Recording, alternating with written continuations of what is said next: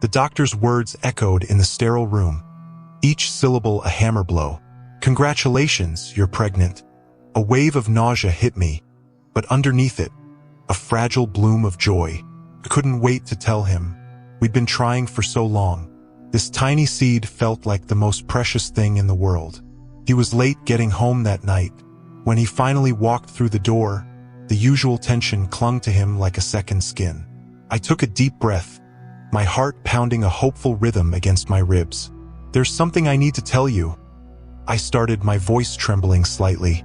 He cut me off, not even looking at me. "Look, I had a rough day. Can this wait?" But it couldn't wait. "I'm pregnant," I blurted out, the words rushing in a torrent of relief and anticipation. His reaction wasn't the one I'd dreamed of. His face hardened, his eyes narrowed. "Pregnant? Don't be ridiculous." I stared at him, the joy draining away, replaced by a cold dread. "What do you mean?" "I mean, don't try to pin this on me.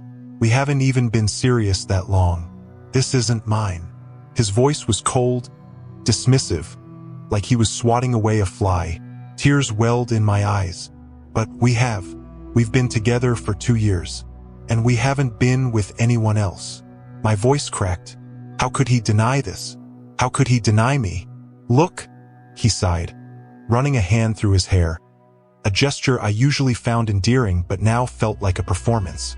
"Maybe you're mistaken. Maybe it's someone else." The accusation hung in the air, thick and suffocating. He didn't just deny the baby. He denied our entire relationship, my truth, my body.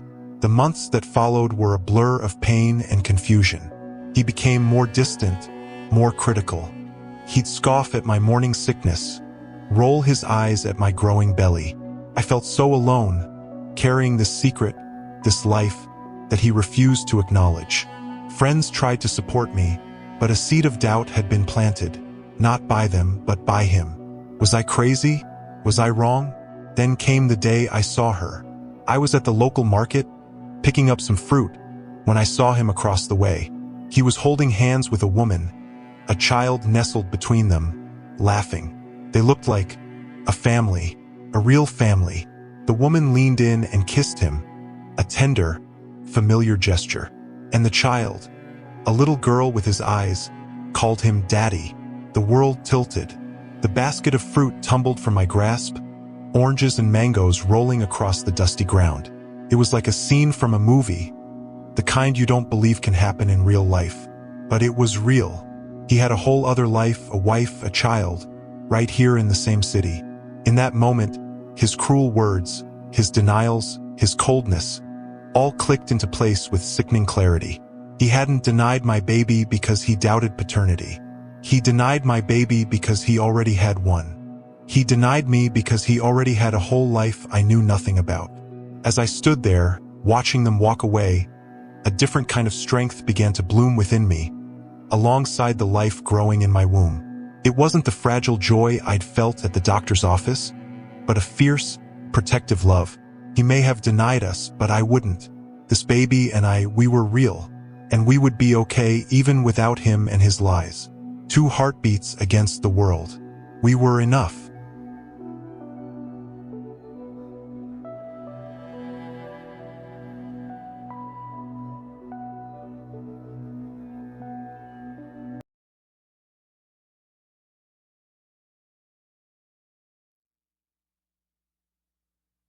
The first time he hit me, I convinced myself it was an accident. We'd been arguing about the bills, or rather, he was yelling and I was trying to explain why my paycheck was short that month. His hand came down fast, a sharp crack across my cheek, and before I could even react, he pulled me in and whispered, "You made me do that. Don't make me do it again." I remember staring at the floor, the wood grain blurring through my tears. I told myself he was stressed, that it wouldn't happen again. But deep down, I knew something had shifted. Weeks turned into months, and the accidents became routine. A shove into the wall when dinner wasn't ready. Fingers digging into my arm because I looked too friendly, talking to a cashier. Once, he smashed my phone because my mom called too much. The sound of it breaking was almost louder than my own heartbeat. I started living like a shadow in my own home. My steps were silent, my voice quiet. I timed my movements, when to cook, when to shower, to avoid setting him off. I learned to read the tension in his jaw, the way his eyes narrowed before the storm came. But nothing could prepare me for that night. It was late past midnight. I'd just gotten home from a double shift, my body aching, my stomach empty. He was sitting in the dark, only the glow of the TV on his face. The air felt thick, like the house itself was holding its breath. "Where were you?" he asked. "Work?" I said, keeping my tone soft. "Liar." The word hit me first, then his fist. My head snapped to the side, and the metallic taste of blood filled my mouth. Before I could stand, he grabbed me by the hair and slammed me against the wall. My vision blurred, stars exploding behind my eyes. I felt the floor disappear under me as he dragged me toward the bedroom. "You think you can embarrass me?" he shouted, his voice echoing in my skull. I gasped for air, my lungs burning, my nails clawing at his wrist. For a moment I thought, this might be it. The pain was sharp, but the fear was heavier, crushing me from the inside out. Then something inside me snapped. Maybe it was survival, maybe it was rage. I shoved him with every ounce of strength I had, enough to make him stumble.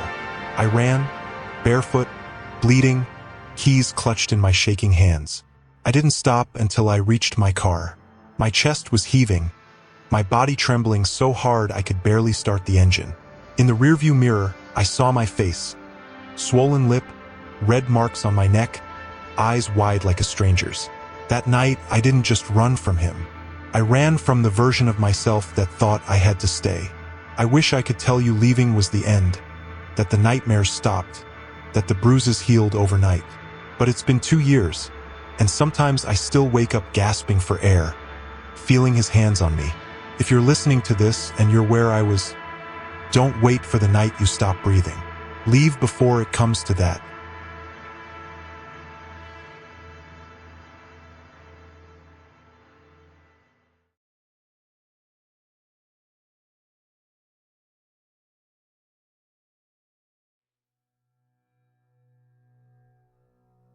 I never thought I'd be telling this story.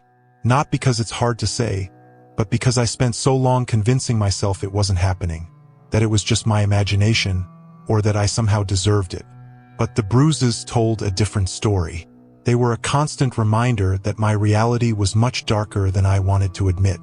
First, it was small things. A shove here, a slap there. I told myself it was just anger, stress, or that I had pushed too far. Maybe I was overreacting. It'll get better, I thought, clinging to that hope. But it didn't. The shoves became harder pushes. The slaps turned into punches. And each time, the pain was not just physical. It cut deeper inside me. I remember the first time he hit me so hard I fell to the floor. My head slammed into the corner of the table, and for a moment, everything went blurry. When I looked up, I saw the coldness in his eyes. The same eyes that once held love, now empty and full of anger. That's when I realized I was trapped in a nightmare I couldn't wake up from. I wanted to leave. Every time I got hurt, every time I cried in silence in the dark, I promised myself, tomorrow will be different. But fear had a grip on me, squeezing tighter with each bruise. Fear of being alone. Fear of not being believed. And worst of all, fear of what he might do if I tried to walk away. Friends started asking questions. Why did I always have a new excuse for the bruises? I lied. I told them I fell. I said I bumped into something. I was ashamed and scared. Scared that if I told the truth, I would lose everything. But inside, I was breaking, piece by piece. One night, everything escalated. I woke up to him yelling, furious about something so small, so meaningless that now I barely remember it. Before I could react, his fist slammed into my face. The pain exploded behind my cheek, sharp and burning, and I tasted blood in my mouth. I tried to run to escape the storm I was trapped in, but he grabbed my hair, pulling me back violently. I was screaming silently, praying that someone, anyone, would hear me, that someone would come save me. but the walls around me kept my secret, holding it tight like a cage. For days after, I hid beneath thick layers of makeup and long sleeves to cover the bruises. But no one saw the scars that ran deeper, the anxiety that followed me like a shadow, the constant fear that the next blow was coming. Sleep became my enemy. Every sudden noise made me flinch. I lost myself. The woman who once smiled freely, who once dreamed of a happy life. But one morning, after a night I thought I wouldn't survive, something inside me broke free. I looked in the mirror and barely recognized the scared woman staring back. That woman was me, but I knew she deserved better. I made a choice, a painful, terrifying choice, to fight back, to escape, to survive. It wasn't easy. I called a shelter, confided in a friend I trusted, and took pictures of my bruises to prove the nightmare was real. With trembling hands and a heart full of hope, I walked out the door, into the unknown, but finally free. If you're watching this, and you're scared, hurting, or alone, please know you are not. There is help. There is hope. You don't deserve to be hurt, no matter what anyone tells you. Your story matters, and someday you will look back and see how far you've come.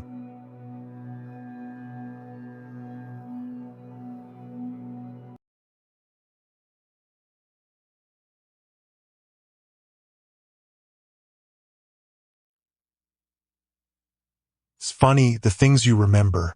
Everyone thinks it's the loud moments, the shouting, the slamming doors. And those are there, of course. But what I remember most is the cold calm before a storm. The way the air would get quiet, thick. He'd get home and I could just tell. He wouldn't say anything at first. He'd just walk past me, maybe grunt a little. I'd ask him about his day, and he'd just stare. His eyes would get flat. It was like looking into a blank wall. I used to try to fix it. I'd make his favorite dinner. I'd put on the music he liked. I would try anything to fill that silence, to make the air breathe again.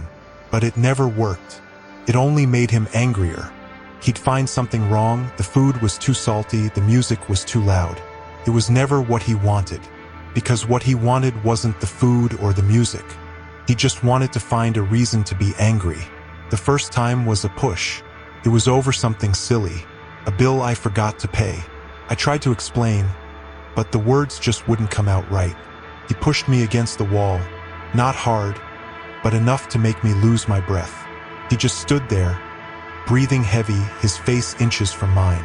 "Don't you ever make me look stupid," he said. "Don't you ever do that again." The next day, he brought me flowers. He said he was sorry. He said he loved me, and I believed him.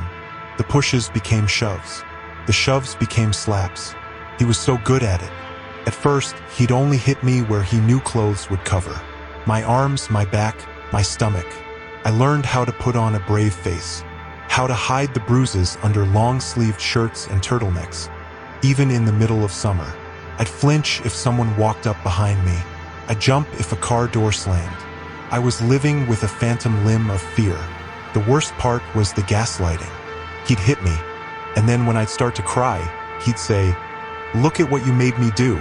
He'd tell me I was crazy. He'd say, "You're too sensitive."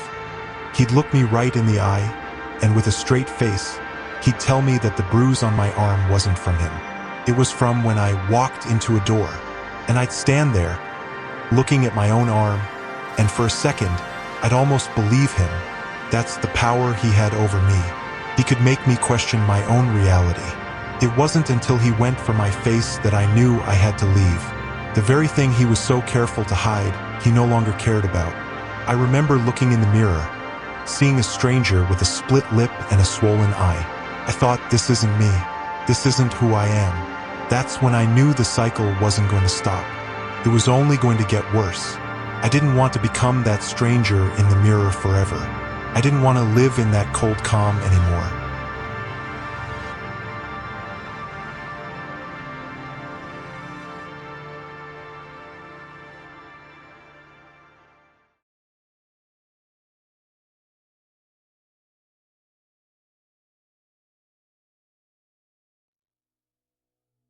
I didn't realize how deeply words could wound until I lived it.